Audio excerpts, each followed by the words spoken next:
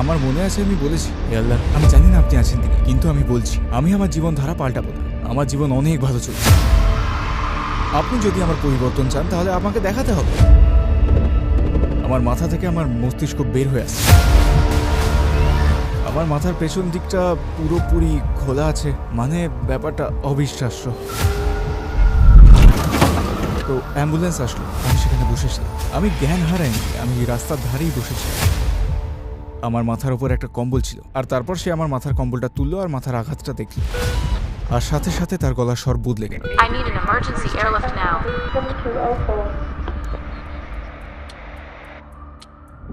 আসসালামু আলাইকুম ভাই রহিম, আমাদের আমন্ত্রণ গ্রহণের জন্য ধন্যবাদ। রহিম জানকে দিয়ে শুরু করা যাক এবং আপনার জীবনের ব্যাপারে সংক্ষিপ্তভাবে আমাদের বলবেন। আমার জন্ম লন্ডনে। আমি একটা মিশ্র পরিবেশ থেকে এসেছি। আমি অনেক অনেক ধরনের কাজ, অনেক চাকরি, অনেক ধরনের ইন্ডাস্ট্রিতে কাজ করেছি। আলহামদুলিল্লাহ, আল্লাহ আমাকে এদিক ওদিক নানান দিকে পাঠিয়েছেন, আর ইনশাল্লাহ আমি আশা করি এটার অনেক কিছু আজকের আলোচনার মাধ্যমে উঠে আসবে ইনশাল্লাহ।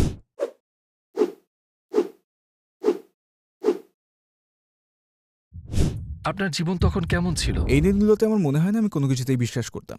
তো আমি বলবো আমরা বেশ সংস্কার মুক্তভাবেই বড় হয়েছি, সত্যি। তো আমার বাবা উনি ইসলামে বিশ্বাস করতেন, কিন্তু উনি গতানুগতিক ইসলামে বিশ্বাস করতেন না। যেভাবে আমি এখন বুঝি ঠিক সেভাবেই আমি তখন বুঝতাম। আমার মা, উনি প্রত্যক্ষভাবে ধর্মকে ঘৃণা করতেন। আসলে উনি একজন আইরিশ লোককে বিয়ে করেছিলেন, তারপর ডিভোর্স হয়ে যায়, আর তারা ক্যাথলিক ধারণায় ডিভোর্সের অনুমোদন দেয় না। তো তাকে ত্যায্য করা হয়েছিল, ক্যাথলিক বিশ্বাস অনুযায়ী বের করে দেওয়া হলো। আর তারপর যখন আমার বাবার সাথে সম্পর্ক শুরু হয়, লোকজন সেটা মেনে নেয় না। আর তারপর উনি ধার্মিক লোকদের দেখে ওদের ভণ্ড ভাবতেন, তাদেরকে সবসময় উপদেশ দিতে দেখতেন, চর্চা করতে না। তো আমরা এমন পরিবেশে বড় হয়ে উঠেছিলাম যেখানে ধর্মবিশ্বাসের কোনো জায়গা ছিল না। তো আমাদেরকে শুধু ভালো চরিত্র অর্জনের শিক্ষা দেওয়া হয়েছিল, ভালো আচরণ, ভালো ব্যবহার, কিন্তু কোনো ধর্ম ছিল না। আর আমি এখন যখন ভাবি, এমনও সময় ছিল যখন আমি আল্লাহর অস্তিত্ব নিয়ে সন্দেহ করেছিলাম, বা আসলেই কোনো ধর্ম আছে কিনা। আমি একটু বিশ্বাস করতাম না যে কোনোভাবেই ধর্মচর্চা করতে হয়। তো আপনার তরুণ বয়সগুলোর ব্যাপারে আমাদের বলবেন। 18 বছর বয়স পর্যন্ত আমি সব এতে ফেল করছি। আমি আমার সব স্কুল পরীক্ষায় ফেল করছিলাম, আর আমি শুধুমাত্র মিউজিক বিজনেসে কাজ করতে চাইছিলাম, যেভাবেই হোক না কেন। আর আলহামদুলিল্লাহ একটা সুযোগও এলো। আমার বাবা একটা ব্যবসা করতেন, আর যাদের সাথে করতেন তাদের একজনের মিউজিক বিজনেসে অনেক কানেকশন ছিল।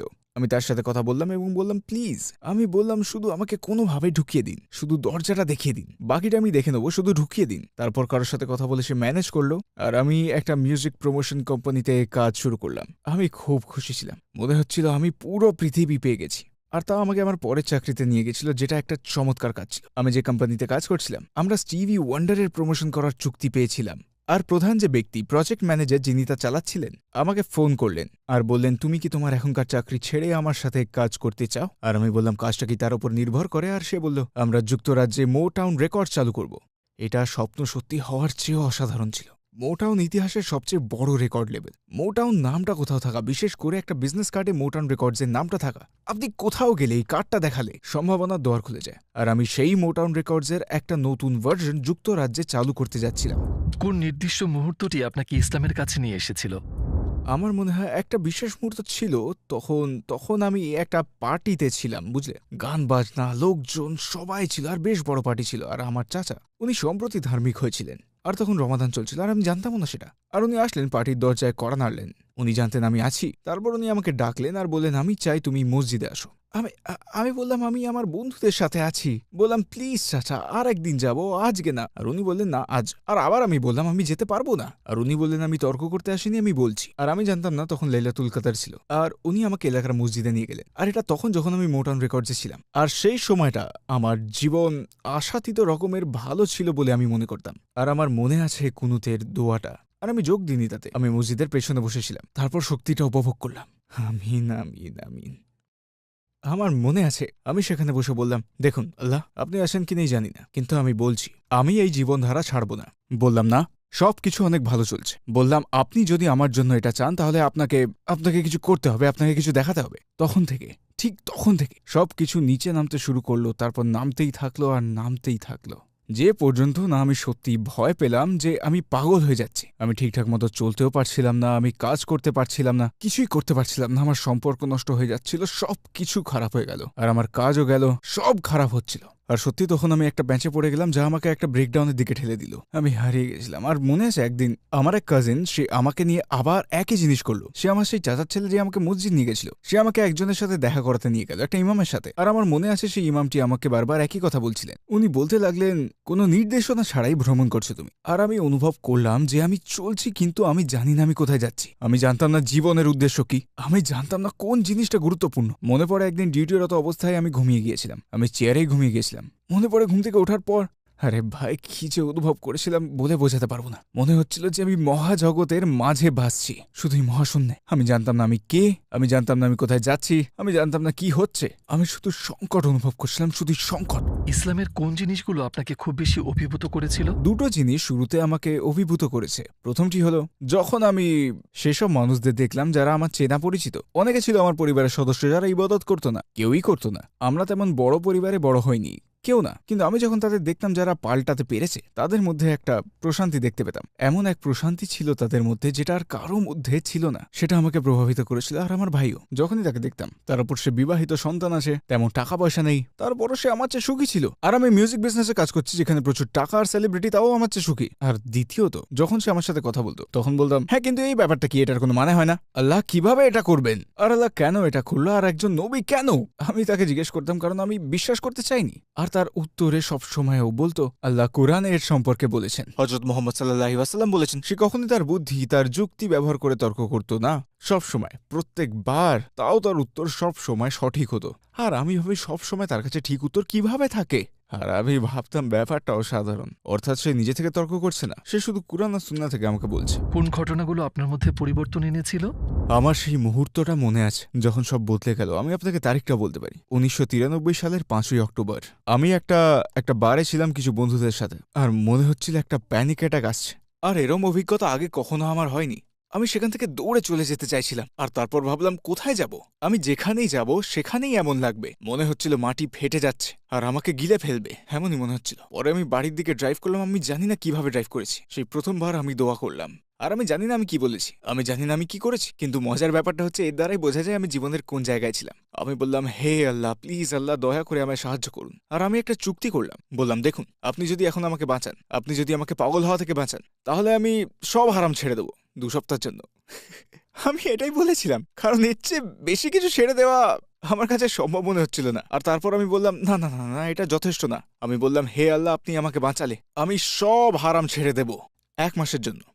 তারপর আমি বললাম, না না না না, বেশি বড় হয়ে যাচ্ছে। অতঃপর বললাম 3 সপ্তাহ। ঠিক আছে ঠিক আছে, স্থির করলাম 3 সপ্তাহ। আমি বললাম, হে আল্লাহ, আমাকে এখন বাঁচালে আমি 3 সপ্তাহের জন্য সব হারাম ছেড়ে দেবো। আমি হারামের কোনো কিছুই ধরবো না।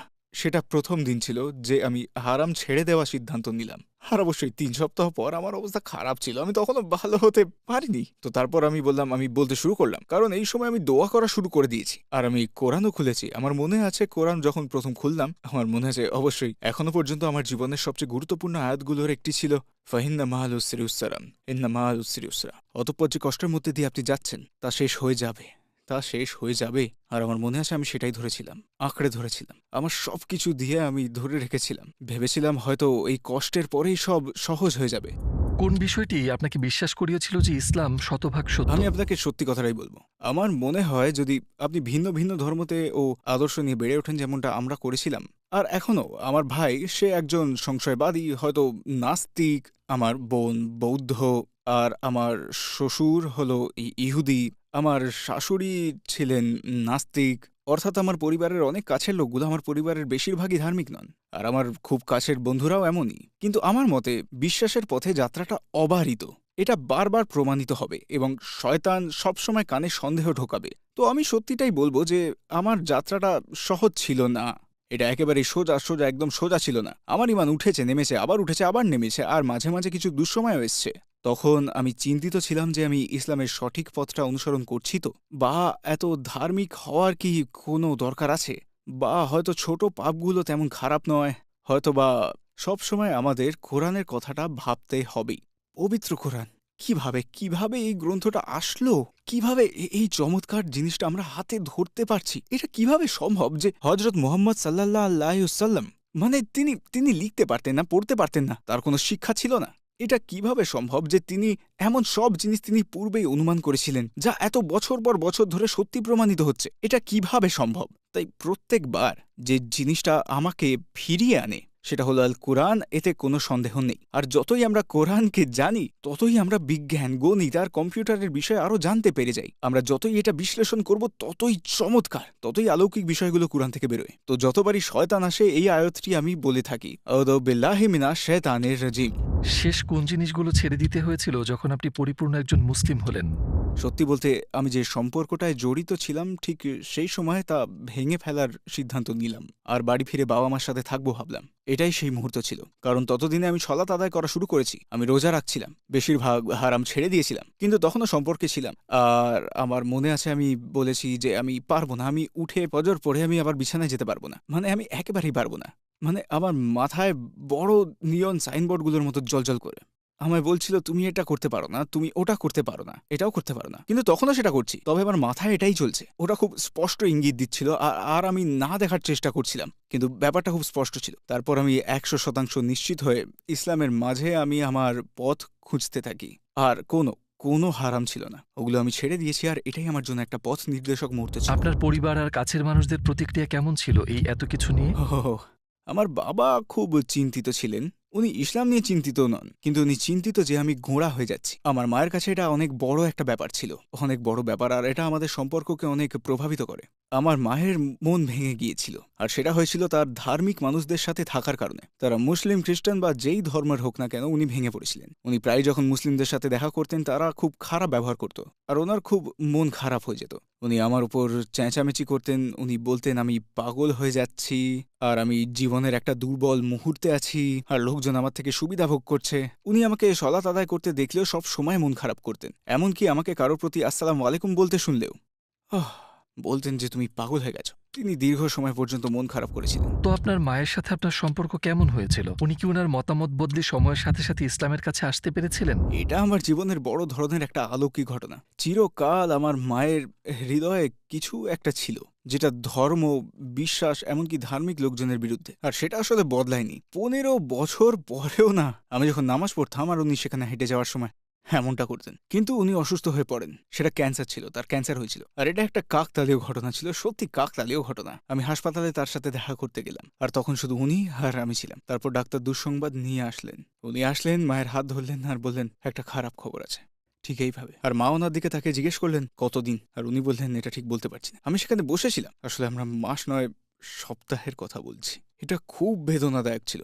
আমি আমার মাকে বলতে পারছি না আল্লাহ তোমায় ক্ষমা করবেন, আমি আমার মাকে বলতে পারছি না পরের জীবনটা আলহামদুলিল্লাহ, আমি মাকে বলতে পারছি না আল্লাহ তোমাকে সবরের প্রতিদান দেবে। আমি কিছুই বলতে পারছি না, কারণ উনি বিশ্বাসই করেন না। কি বলবো আমি বললাম আমাদের সংস্কৃতিতে একটা প্রথা আছে যেখানে আমরা বিশ্বাস করি যে আমরা সবাই পথিক। আমি বললাম এই জীবনে আমরা একটা গাছের নিচে বসছি আর একটু আরাম করছি, আর এক সময় আমরা সবাই উঠে পড়ব আর আবার যাত্রা শুরু করব আমাদের পরবর্তী গন্তব্যে। উনি আমার দিকে তাকালেন আর বললেন কথাটা ভালো বলেছ। আর এই কথাটা তাকে ছুঁয়ে গেল তার মনের মধ্যে। তারপর পরের ঘটনাটা ঘটলো, মাশাল্লাহ। আমার কাজিন, যার সাথে আমার ঘনিষ্ঠ সম্পর্ক আছে, সে একটা ইমেল পাঠালো, কারণ উনি তার কাছে মায়ের মতো ছিলেন। আর আপনি ইমেলের নিচে ছোট্ট একটা ট্যাগলাইন দিতে পারেন। সে তখন একটা উক্তি পাঠালো একজন কবি ও লেখক, নোবেল বিজয়ী লেখক জর্জ বার্নার্ড শয়ের। আর আমার মা জর্জ বার্নার্ড শকে খুব পছন্দ করতেন, উনি সবসময় তার উক্তি বলতে থাকতেন। মেইলের শেষে জর্জ বার্নার্ড শ হযরত মুহাম্মদ সাল্লাল্লাহু আলাইহি ওয়াসাল্লামের ব্যাপারে লিখেছিলেন। তিনি বলেছিলেন, কোনো ব্যক্তি যদি পৃথিবীর সকল সমস্যা দূর করতে পারে, তিনি মানবতার রক্ষক মোহাম্মদ ছাড়া আর কেউ নন। আর আমার কাজিন সেটা ইমেলের শেষে জুড়ে দিয়েছিল। উনি বললেন এটা কি? উনি আমার কাছে এসে বললেন, তুমি কি জানো জর্জ বার্নার্ড শ মোহাম্মদের ব্যাপারে এটা বলেছেন? আমি বললাম হ্যাঁ। এখন উনি লোকজন আর সবাইকে বলতে শুরু করলেন, তুমি কি দেখেছো জর্জ বার্নার্ড শ মোহাম্মদের ব্যাপারে কি বলেছেন? তো ধীরে ধীরে ধীরে দরজাটা খুলে যাচ্ছিল, কিন্তু তাও আমি ভাবছিলাম উনি মুসলিম নন, উনি মুসলিম না। তারপর উনি আমার কাছে আসলেন আর বললেন, তোমার সাথে একটা জরুরি কথা আছে। উনি বললেন, দেখো আমি তোমার ভাই আর বোনকে বলেছি যখন আমি মারা যাব আমি চাই আমাকে দাহ করা হোক, এটাই আমার ইচ্ছা। আর বললেন, আমি জানি তোমার শুনতে কষ্ট হবে। আমি বললাম কোনো সমস্যা নেই, তোমার যা ইচ্ছা। বললাম কিন্তু দাঁড়াও, বললাম একটু যুক্তি দিয়ে ভেবে দেখেছো যে কি হতে পারে? বললেন কি বলছো? বললেন দেখো, আমি বললাম যদি তুমি আমাদের বাড়িতে মারা যাও, যা আশা করছি এখানে শেষ নিঃশ্বাস ত্যাগ করো, আমি বললাম কয়েকজন অচেনা লোক এসে তোমাকে নিয়ে যাবে। বললেন কারা এরা?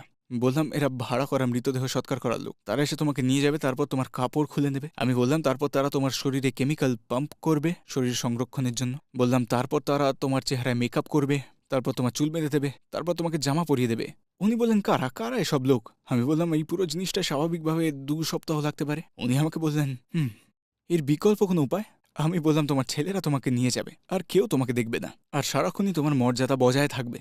আমি বললাম, তারপর তোমাকে এই লোকাল সেন্টারে নিয়ে যাওয়া হবে। আমি বললাম, তোমার মেয়েরা তোমাকে ধুয়ে দেবে, আর বললাম তোমাকে একটা সাদা কাপড়ে মুড়ে দেওয়া হবে, আর বললাম তোমাকে 1 দিনের মধ্যেই মাটির নিচে দাফন করে দেওয়া হবে। উনি বললেন, তাহলে আমি এটাই চাই, তাহলে আমি এটাই চাই। আর আলহামদুলিল্লাহ তিনি আমার ভাই বোনকে ফোন করলেন, আর তারা বিশ্বাস করতে পারছিল না, কারণ তারা জানে তিনি ইসলাম পছন্দ করেন না। তিনি ধর্মই পছন্দ করেন না। এবার আমার একটা সমস্যা হয়ে গেল, তিনি মুসলিম নন। তো এখন আমার এইটা সমস্যা, বুঝলে? আর এবার আমি ভাবলাম, এবার আমি কি করব? আর এইসব আমার মাথায় ঘুরপাক খাচ্ছে। মানে এবার আমি কি করব? আমার মা মুসলিম না, কিন্তু উনি মুসলিম সৎকার চান। আমি ইমামের কাছে গিয়ে বলতে পারবো না আমার মায়ের জানাজা পড়ান, উনি মুসলিম নন। এবার কি করব? তো আমি যতবারই সুযোগ পেতাম, আর কঠিন ছিল, কারণ অনেক লোক দেখা করতে আসছিল। আমি চাইতাম সবাই চলে যাক, কারণ আমি এখান থেকে ওখান থেকে কয়েক মিনিট শুধু তার সাথে একটা কথা বলতে পারি। আর আমি আমার প্রথম সুযোগ পেলাম, যেহেতু তিনি নার্স ছিলেন, মেডিসিন ওনার পছন্দের বিষয় ছিল। উনি মানবদেহ নিয়ে ভীষণ আগ্রহ পোষণ করতেন। তো একদিন আমি তাকে বললাম, জানো শরীর যেভাবে কাজ করে এই বিষয়টা কত চমৎকার। আমি বললাম, তোমার মনে হয় এটা সম্ভব যে এটাকে তৈরি করা হয়েছে আর এটা এমনি এমনি হয়ে যায়নি? উনি বললেন, হ্যাঁ মনে হয় তো। আমি বললাম, ঠিক আছে। আমি ছেড়ে দিলাম, তারপরে ছেড়ে দিলাম। আমি আবার আসলাম পরের বার, আবার লোক আসে, দিন যায়, আমি জানি না তিনি 1 দিন বাঁচবেন নাকি 4 দিন না 5 দিন। প্রতিদিন আমি ভাবতে থাকি কখন একটা সুযোগ পাবো, আর একটা সুযোগ। বললাম, এর আগে যখন আমরা কথা বললাম, আমি সৃষ্টিকর্তা থাকার সম্ভাবনা দিয়েছি। তোমার মনে হয় এটা কি সম্ভব যে সৃষ্টিকর্তা আমাদের কাছে লোক পাঠিয়েছিলেন, ভালো ভালো ন্যায়পরায়ণ লোক, আমাদের পথ দেখানোর জন্য? যিশুর মতো, এব্রাহিমের মতো, মোজেসের মতো, মোহাম্মদের মতো, এর মতো মানুষ। মানে এইভাবেই বলেছিলাম। আমি ভয় পেয়েছিলাম যে তিনি হয়তো বলবেন না না। উনি বললেন, হ্যাঁ হতে পারে। এবার আমার মনে এইটুকু যথেষ্ট, কারণ আমি ভয় পাচ্ছিলাম যে যদি আমি তাকে বলি যে শাহাদাত পড়ুন, উনি বলবেন কি আমি এটা বলবো না, তো আমি আটকে যাব। আমার জন্য আপাতত এইটুকুই যথেষ্ট। আলহামদুলিল্লাহ আমি ইমামকে বলবো তিনি আল্লাহকে বিশ্বাস করেন, আর মোহাম্মদকে আলহামদুলিল্লাহ বাহাস, এবার তাকে দাহন করুন। তো আমি নিচে আসলাম আর আমার স্ত্রী আর ছেলেকে বললাম, আলহামদুলিল্লাহ উনি বলেছেন উনি প্রফেট আর আল্লাহকে বিশ্বাস করেন, ব্যাস এতটুকুই যথেষ্ট। আমার ছেলে বলল, না বাবা এটা যথেষ্ট না। আমি বললাম, না। বলো, আমি কি কথা বলছি? আমি বললাম, না না, কারণ তিনি না বললে আমরা আটকে যাব। সে উপরে চলে গেল। আমার মনে হচ্ছিল সে 5 ঘন্টা ধরে উপরেই ছিল। আমি শুধু বাঁদিক ডানদিক পায়চারি করে যাচ্ছিলাম। আর তারপর সে আসলো, আমি জানি না কতক্ষণে। বললাম, কি হলো? সে বলল, কোনো সমস্যা নেই, উনি শাহাদাত পড়েছেন। আল্লাহু আকবার, আল্লাহু আকবার। উনি শাহাদাত পড়লেন, মাশাআল্লাহ, তাও আরবিতে। আলহামদুলিল্লাহ, আমার জীবনের সবচেয়ে বড় অলৌকিক বিষয়টা। আর ওনাকে আলহামদুলিল্লাহ মুসলিম কবরস্থানেই দফন করা হয়েছে, আলহামদুলিল্লাহ। আসসালামু আলাইকুম প্রিয় ভাই ও বোনেরা, আমরা দেখেছি যে আমাদের দর্শকদের 80% মানুষজন আমাদের চ্যানেলে সাবস্ক্রাইব করেননি। আপনারা যেমনটি জানেন, আমরা একটি অলাভজনক প্রতিষ্ঠান, আর আমরা আমাদের কোনো ভিডিওতে বিজ্ঞাপন চালাই না। আমাদের লক্ষ্যই হলো শুধু সত্যকে প্রচার করা। কাজটা ছোট হতে পারে, কিন্তু ইনশাল্লাহ অনেকের জন্য এটি পথ চলার সহায়ক হবে। এখন সাবস্ক্রাইব বাটনে ক্লিক করুন এবং একসাথে পথ চলি অনন্তকালের দিকে। আপনার সবচেয়ে বড় চ্যালেঞ্জটি কি ছিল, যেটা আপনি একজন প্র্যাকটিসিং মুসলিম হওয়ার পর মুখোমুখি হয়েছিলেন? আমার জন্য সবচেয়ে বড় সমস্যা ছিল, আমি জানতাম আমি মিউজিক বিজনেসে ফিরে যেতে পারবো না। ওটা আমার স্বপ্ন ছিল, ওটাই আমার জীবন, ওটাই আমার পেশা ছিল। এটাই একমাত্র জিনিস যেটা আমি পারতাম, আর কিচ্ছু জানতাম না। আমি কোনো চাকরি ছিল না। আমি পিৎজা ডেলিভারি কিছু কাজ করেছি অবশ্য, আমি পিৎজা ডেলিভারি করতাম আর ট্যাক্সি চালাতাম, এইসবই করে বেড়াতাম। আমার একমাত্র বলার মতো কাজ এই মিউজিক বিজনেসই ছিল। আমি তখন বুঝে গিয়েছিলাম যে আমি সেখানে ফিরে যেতে পারবো না, কারণ আমার বেশিরভাগ কাজই নাইট ক্লাবে ছিল। আমি একভাবে ফিরে যেতে ভয়ও পাচ্ছিলাম, আমি ফিরে যাওয়ার ভয় পাচ্ছিলাম, কারণ আমি জানতাম আমার জন্য হয় এটা না হয় ওটা, আর আমি যদি সেখানে ফিরে যাই আমার ইসলাম শেষ, আমি জানতাম। আর এটা আমার জন্য সবচেয়ে কঠিন কাজ ছিল। আমায় আবার শুরু করতে হয়েছিল কোনো যোগ্যতা আর কোনো অভিজ্ঞতা ছাড়াই। আমাকে নতুন ক্যারিয়ার খুঁজতে হয়েছিল, একটা নতুন পথ, আর ওটা কঠিন ছিল। অনেক সময় পর্যন্ত সেটা কঠিন ছিল, আমি জানতাম না আমি কি করব। ইসলামের আগে আপনার জীবনের উদ্দেশ্য কি ছিল, আর ইসলামের পরে কি হলো? জীবনের উদ্দেশ্য ইসলামের আগে কোনো উদ্দেশ্য ছিল না। যেমনটা সেই ইমাম বলেছিলেন, কোনো গন্তব্য ছাড়া যাত্রা করছি। আপনি শুধু আছেন, আপনি অন্য প্রাণীর চেয়ে আলাদা নন। প্রাণীরা কি করে? একটা পশুর ক্ষুধা লাগছে, খাচ্ছে। একটা পশু বাথরুমে যেতে চাইছে, বাথরুমে যাচ্ছে। পশুরা ভয় পাচ্ছে, দৌড়ে পালাচ্ছে। তার রাগ পাচ্ছে, চিৎকার করছে। শুধু নাফসের প্রতি সাড়া দিচ্ছে সে, প্রবৃত্তির ডাকে সাড়া দিচ্ছে সে। এসব একটা পশু করে থাকে। আলহামদুলিল্লাহ, এভাবে আল্লাহ তাদের সৃষ্টি করেছে, কোনো সমস্যা নেই। হেদায়েত ছাড়া আমরা এভাবেই চলে থাকি। আমরা শুধু যেই তাড়না আসছে তাতেই সাড়া দিচ্ছি। আমি আমার জীবনে শুধু এটাই করেছি, সুখকে তাড়া করছিলাম, আনন্দকে তাড়া করছিলাম, আমার পরিবেশের প্রতি সাড়া দিচ্ছিলাম, আশেপাশের কথায় সাড়া দিচ্ছিলাম। আলহামদুলিল্লাহ, ইসলামের সাথে আপনার একটা চিরস্থায়ী দৃষ্টিভঙ্গি আছে, এটা আমি কিভাবে বাথরুমে যাব সে পদ্ধতিকেও প্রভাবিত করে। আমার একটা উদ্দেশ্য আছে। আমি কিভাবে টেবিলের সামনে চেয়ারে বসবো সেই পদ্ধতিতেও আমার একটা উদ্দেশ্য আছে। আমি কি ভদ্রভাবে বসছি, আমি কি কাউকে বিরক্ত করছি, আমি কি ডান হাত দিয়ে খাবো। আপনার একটা উদ্দেশ্য আছে, পথ আছে, আর একটা অর্থ আছে যেটা নাফসের থেকে আসছে না, এটা প্রতিবোধ থেকে আসছে, নির্দেশনা থেকে আসছে। এমন কোনো অসাধারণ অভিজ্ঞতা আছে যে আপনার মনে হয়েছে আপনার আল্লাহর সাথে একটা বিশেষ সম্পর্ক আছে, বিশেষ করে তার কাছে আশ্রয় পাচ্ছেন? হ্যাঁ, আলহামদুলিল্লাহ। আমি যা বেছে নিয়েছিলাম তার থেকে নয়, আল্লাহর সহায়তা থেকে আলহামদুলিল্লাহ আমি অনেক মুসলিম চ্যারিটিতে কাজ করার সৌভাগ্য অর্জন করেছি। আমি সবসময় সাদাকাহের নিয়ামত দেখতে পাই। আমি একটা চ্যারিটি ডিনারে ছিলাম, আর সেই ডিনার একটা বিশেষ কারণের জন্য অনুদান সংগ্রহ করছিল। পরে বলবো কারণটা কি ছিল। আমি ভেবেছিলাম নির্দিষ্ট পরিমাণে একটা টাকা দেবো, ওইভাবেই প্রস্তুতি নিয়ে এসেছিলাম। আমি জানতাম একটা চ্যারিটি ডিনার ছিল। দিয়ে আমার স্ত্রীকে বললাম যে দেখো, এটা বেশ অন্যরকম একটা ব্যাপার। চিন্তা করো, আমরা একজনকে বাঁচালাম, আসলে এই জিনিসটা, আর আমরা কেবল একজনকে বাঁচাচ্ছি। আমি বললাম চলো আরো দিই। সে বললো ঠিক আছে আরো দিই। আর আমরা যতটুকু দেওয়ার নিহত করেছিলাম তার চেয়ে 6 গুণ বেশি দিয়েছিলাম। কিছুদিন পর আমি একটা ট্রিপের উদ্দেশ্যে রওনা দিচ্ছিলাম। আমরা কিছু ফিল্মিং করেছি আর কিছু চ্যারিটির কাজ করেছি এই নিউজিল্যান্ড আর অস্ট্রেলিয়াতে। নিউজিল্যান্ড থেকে আসার আগে আমাদের একদিন ফাঁকা ছিল, সেদিন আমরা ঘুরে বেরিয়েছি। আমরা চমৎকার কিছু গুহা দেখলাম, ওগুলো মাহরি গুহা ছিল। আমরা সেখান থেকে ফিরে আসছিলাম, আর তখন একটা অ্যাক্সিডেন্ট হলো। আমি গাড়ি থেকে ছিটকে বেরোলাম, দরজা খুলে গিয়েছিল আর আমি ছিটকে বের হয়ে গেলাম 100 কিলোমিটার প্রতি ঘন্টা গতিবেগে। আর প্রথম যে জিনিসটা মাটিতে লাগলো সেটা আমার মাথা। আমার মস্তিষ্ক আমার মাথা থেকে বেরিয়ে যাচ্ছিল। আমার মাথার পেছন দিকটা পুরো খুলে গিয়েছিল, একদম খোলা। মানে এটা অকল্পনীয়, কারণ আমি রাস্তা দিয়ে লাফিয়ে পড়েছিলাম। আর আমার মনে আছে যখন নার্স আর অ্যাম্বুলেন্স আসলো, আমি শুধু বসেছিলাম। আমি তখনও জ্ঞান হারাইনি, আমি রাস্তার ধারেই বসেছিলাম। আমার মাথার উপর একটা কম্বল ছিল, আর আমার মনে আছে সে প্রথমে আমার পিঠের টুকু সরালো, আর আমার পিঠের চামড়া পুরোই ছিলে গেছিল। অন্য নার্সের মতোই সে পরিবেশ হালকা করার চেষ্টা করছিল, বলল যে ও এটা তো লাগবে। আর তারপর সে আমার মাথার কম্বলটা তুললো আর আমার মাথার আঘাতটা দেখলো, আর সাথে সাথে তার গলার স্বর বদলে গেল। সে বলল আমার জরুরি এয়ারলিফট লাগবে, আমাদের হেলিকপ্টার এয়ারলিফট লাগবে এক্ষুনি। রাস্তার পাশে মাথায় একজন গুরুতর আঘাত পেয়েছে, আমার এয়ারলিফট লাগবে। আর তারা হেলিকপ্টার পাঠালো আর আমাকে হেলিকপ্টারে নিয়ে যাওয়া হলো। দুর্ঘটনার মুহূর্ত থেকেই আল্লাহ জানেন যে আমি ঠিক ছিলাম, আমার হৃদয় ঠিক ছিল। যেই ডাক্তারের সাথে আমি দেখা করেছি সবাই একই কথা বলল। তারা বলল তুমি খুব অলৌকিকভাবে বেঁচে গেছো। যখন আমি হাসপাতালে ছিলাম তখন তারা ব্রেন ড্যামেজ হয়েছে কিনা দেখছিল, কিচ্ছু ছিল না, কোনো ধরনের ব্রেন ড্যামেজ ছিলই না। আর আমি মনে মনে 100% জানতাম যে কেন এই অবিশ্বাস্য জিনিসটা হয়েছিল। কারণ সেই চ্যারিটি ডিনারটা আমি নিউজিল্যান্ড আর অস্ট্রেলিয়ায় আসার ঠিক কয়েকদিন আগেই হয়েছিল, গাজাবাসীদের অর্থ সহায়তার জন্য। তখন ছিল 2014 সাল, আর আপনার নিশ্চয়ই মনে আছে 2014 গাজার হামলা। আর এই অনুদান করা হচ্ছিল ব্রেন প্রেশার সেন্সারের জন্য, গাজাবাসীদের ব্রেন ড্যামেজ থেকে রক্ষা করার জন্য। যখন তাদের ব্রেন ইঞ্জুরি হতো, সেই অনুদান এটার জন্যই ছিল, সেটা তাদের রক্ষা করার জন্য। আর আমি আমার স্ত্রীকে বলেছিলাম চিন্তা করো আমরা যদি একজনকে ব্রেন ড্যামেজ থেকে বাঁচাই। আলহামদুলিল্লাহ, আমি জানতাম, আমি 100% জানতাম যে আমার অনুদান আমাকে বাঁচিয়েছে। আলহামদুলিল্লাহ, সেটা আমার সাদাকা ছিল। রাসূল সাল্লাল্লাহু আলাইহি ওয়াসাল্লামের কোন গুণটি আপনাকে সবচেয়ে প্রভাবিত করেছে? সত্যি বলতে দুটো জিনিস। তিনি যদি চাইতেন তিনি রাজার মতো থাকতে পারতেন, তাকে বাঁচতে দেওয়া হয়েছিল। উনি চাইলে দাউদ আলী সালাম আর সুলেমান আলী সালামের মতো রাজা হতে পারতেন, প্রাসাদে থাকতে পারতেন, আর পুরো দুনিয়ার সমস্ত সম্পদের মালিক হতে পারতেন। আর তিনি সেসবের পরেও হাবিবুল্লাহ হতে পারতেন। এটা তার ব্যক্তিগত বৈশিষ্ট্য ছিল যে তার দুনিয়ার প্রতি কোনো ভালোবাসা বা টান একটুও ছিল না। তার যা থাকতো তিনি দিয়ে দিতেন। আল্লাহর রসুল আল্লাহর কাছে দোয়া করতেন দারিদ্র থাকার জন্য, মিসকিনদের সাথে থাকার জন্য। আর তিনি বলেছিলেন আমি এই জীবনে তাদের সাথে থাকবো আর পরের জীবনেও। সুবহানাল্লাহ, কি অনন্ত চরিত্র, এটার কোনো তুলনা হতে পারে? সুবহানাল্লাহ। আর তার দয়া, তার মানবতা, তার করুণা, এটা কিভাবে সম্ভব? যে ব্যক্তি আপনার উপর আবর্জনা ফেলছে আর আপনি তার স্বাস্থ্য নিয়ে চিন্তা করছেন। সে মহিলা আপনার উপর ময়লা ফেলছে আর আপনি তার ভালো মন্দ, তার স্বাস্থ্য নিয়ে চিন্তিত। এটা কোনো মানুষের হৃদয়ে থাকা কিভাবে সম্ভব? এতটা গভীর দয়া, এতটা সংবেদনা, এটা কিভাবে সম্ভব যে যখন আপনার প্রাণ প্রিয় আত্মীয় স্বজন, আপনার কাছের মানুষদের, আপনার প্রিয় বন্ধুদের অত্যাচার করা হচ্ছে, মেরে ফেলা হচ্ছে, এটা কিভাবে সম্ভব যে আপনার মনে কোনো জিঘাংসা নেই, যে আপনি সবাইকে ক্ষমা করে দিচ্ছেন? সুবহানাল্লাহ, এতটা দয়া, এতটা হৃদয়ের কোমলতা, সুবহানাল্লাহ। এখন কি ধরনের প্রজেক্টে কাজ করছেন?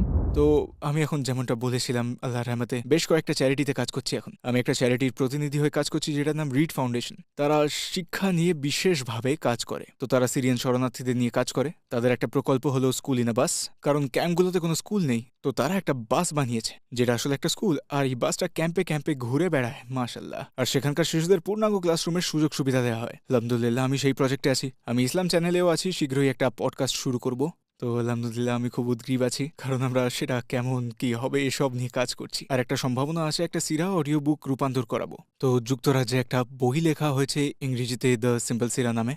এটা একটা অধার্মিক মানুষ বা যারা চর্চা কম করে তাদের লেভেলের, বা যারা সিরার ব্যাপারে বেশি কিছু জানে না, তো তারা একটা অডিও বুক করছে, আর তারা আমাকে সেই বইটা ন্যারেট করার একজন হিসেবে নিতে চাইছেন ইনশাল্লাহ। আমি সেই প্রজেক্টের জন্য উৎসাহিত আলহামদুলিল্লাহ। আপনার শেষ মন্তব্য হিসেবে কি বলতে চান? আলহামদুলিল্লাহ আমি আসলে একটা উপদেশ দিতে চাই সবার আগে, আর বিশেষ করে নিজেকে। বারবার মূল জিনিসগুলো অনুশীলন করুন। হযরত মুহাম্মদ সাল্লাল্লাহু আলাইহি ওয়াসাল্লামের জীবন থেকে আমাদের অনুপ্রেরণা নেওয়া উচিত। এসব দেখে যে তিনি কিভাবে কি করতেন, কিভাবে তিনি সন্তানদের দেখাশোনা করতেন, তার পরিবার, তার স্ত্রীদের প্রতি আচরণ কেমন ছিল তার, আমরা তার উদাহরণ থেকে অনেক কিছু শিখতে পারি। আর আমরা সেটা আপনি শিখবো না, আমাদের পড়াশোনা করতে হবে, শিখতে হবে, আপনাকে পড়তে হবে, আপনাকে শ্রম দিতে হবে আল্লাহর কাছে যাওয়ার জন্য, সাল্লাল্লাহু আলাইহি ওয়াসাল্লামের কাছে যাওয়ার জন্য। আর তখন আল্লাহ দৌড়ে আমাদের কাছে আসবেন।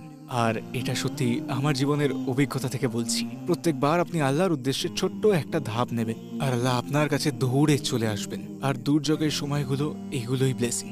আল্লাহ আপনাকে ছোট্ট করে ধাক্কা দিচ্ছেন আর বলছেন চলে এসো, চলে আসো। আর আমি সবচেয়ে বড় যে জিনিসটা দেখি তরুণদের মধ্যে, সেটা হলো শয়তানের ধোঁকা। কারণ আমার গার্লফ্রেন্ড আছে, বা আমি গাঁজা স্মোক করি, বা আমি মদ পান করি, বা আমি নাইট ক্লাবে যাই, বা আমি আমি তাহলে ইসলাম আমার জন্য নয়। আমি পারবো না, পূর্ণ বিশ্বাস থাকলে আমি এগুলো করতে পারবো না। এটা একটা মিথ্যে, কেউ ভুলের ঊর্ধ্বে নয়। সত্যি বলতে ইসলাম পাপীদের জন্যই, যারা হারিয়ে গেছে ইসলাম তাদের জন্য, যার কিছু নেই এটা তাদের জন্য, এটা এমন মানুষের জন্য যারা ভাবে তাদের আর কোনো আশা নেই, তাদের জন্য হচ্ছে ইসলাম। আল্লাহ সব সময় আছেন। তো আপনি যদি সব না করতে পারেন, কিছুই না করে থাকবেন না, অল্প কিছু করুন, যাই করুন দরজা খোলা রাখবেন। এক কদমও যদি নিতে হয় নেবেন, পদক্ষেপ নিতে থাকুন ইনশাআল্লাহ, আর আল্লাহ সব সহজ করে দেবেন।